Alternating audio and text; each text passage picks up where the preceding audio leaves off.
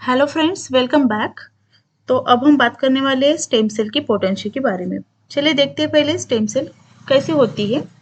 Stem cell एक undifferentiated cell होती है जो डिवाइड होती है और प्रोड्यूस कर सकती है सम ऑफस्प्रिंग की सेल को प्रोड्यूस कर सकती है। और जो सेल्स है वो कंटिन्यू रह सकती है एज अ स्टेम सेल। उनमें से कुछ सेल से वो डिफरेंशिएट हो सकती है और वहाँ से वो कुछ टिश्यू, ऑर्गन्स एनिमल के और प्लांट के बना सकती है। तो स्टेम सेल क्या करते हैं?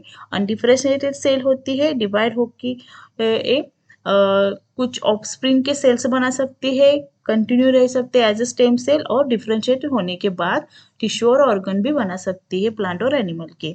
इसका यूज किस लिए होता है? It can used for developmental therapy for replacement of defective or damaged cells resulting from the variety of the disorder or injury। अगर हमारी बॉडी की कोई सेल्स डिसऑर्डर और इंजुरी की वजह से खराब हो गई है, डिफेक्टिव हो गई है, तो स्टेम सेल के द्वारा उसे रिप्लेस किया जा सकता है। फॉर एग्जांपल पार्किंसन डिसीज में, हार्ट डिसीज में और डायबिटीज डिसीज में इस टाइप की सर्जरीज और रिप्लेसमेंट होती है। तो देखते हैं पोटेंसी के बारे में। तो इस डायग्राम में आप देख सकते हैं एक फर्टिलाइज्ड एग है और वो बाद में डिवाइड होकर मोरूला में कन्वर्ट हो गया है। तो यहाँ तक फर्टिलाइज्ड एग से मोरूला स्टेज तक की जो सेल्स होती है वो सारी टोटिपोटेंट स्टेम सेल होती है। टोटिपोटेंट का मतलब होता है अगर हम इसमें से कोई एक सिंगल सेल को भी अगर सेपरेट करके ग्रो कर दे तो उसमें कैपेसिटी होती है कि वो पूरा ऑर्गेनिज्म डेवलप कर सके। बाद में वो सेल अगेन डिवाइड होती है और उसकी पोटेंसी कम होती जाती है, वो प्लूरिपोटेंट में कन्वर्ट हो जाती है।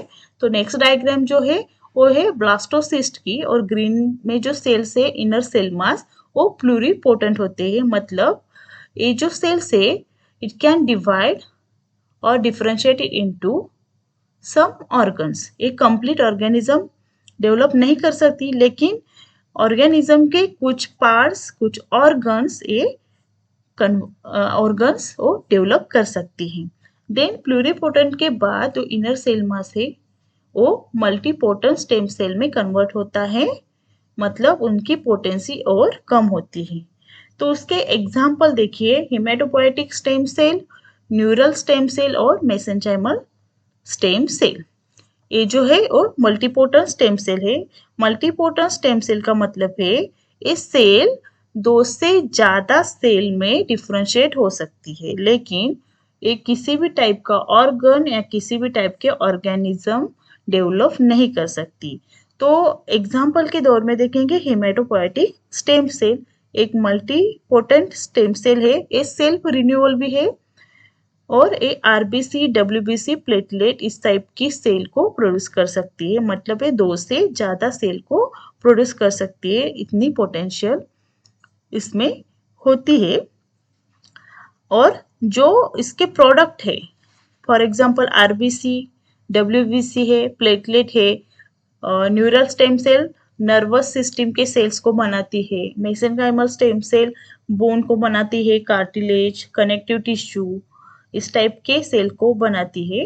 तो ये जो लास्ट का प्रोडक्ट है इसे हम यूनिपोटेंट स्टेम सेल कहते हैं, जो कि सिर्फ खुद को बनाती है। आरबीसी से तो सिर्फ वहां पे क्या होगी, वो आरबीसी रिप्लेस होगी, प्लेटलेट रिप्लेस होगी, नर्वस सिस्टम और bone, cartilage, connective tissue. For example हमारी हाथ की स्किन है, तो किसी भी चोट की वजह से स्किन में डैमेज आ गया है, ट्रॉमा आ गया है, तो हमारी स्किन वैसे की वैसे नहीं रहती जैसे कि ट्रॉमा या डैमेज में खराब हो गई है। तो वहां पे न्यू सेल्स बन जाते हैं। मतलब कनेक्टिव टिश्यू एपिथेलियल सेल जो है क्या, वो क्या करती है, खुद को बनाती है और वो गैप जो बना है वो उसे फिल करती है। तो ये थी पोटेंसी। फर्स्टली हमने देखा टोटिपोटेंट स्टेम सेल जो फर्टिलाइज्ड एग से मोरूला तक की स्टेज होती है, टोटिपोटेंट स्टेम सेल की होती है। इसमें कैपेसिटी होती है कि कंप्लीट ऑर्गेनिज्म बन जाए। देन प्लूरिपोटेंट में कुछ ऑर्गन बना सकती है सेल। देन मल्टीपोटेंट में एक से ज्यादा या दो से ज्यादा सेल में डिफरेंशिएट हो सकती है। और लास्ट में है यूनिपोटेंट मतलब स्किन सेल है स्किन सेल सिर्फ स्किन सेल ही बनाएगी, खुद को ही डिवाइड करके गैप फिल कर देगी लाइक दैट। तो फ्रेंड्स, ये वीडियो आपको समझ आई है तो प्लीज वीडियो को लाइक करना और चैनल को सब्सक्राइब करना। Thank you.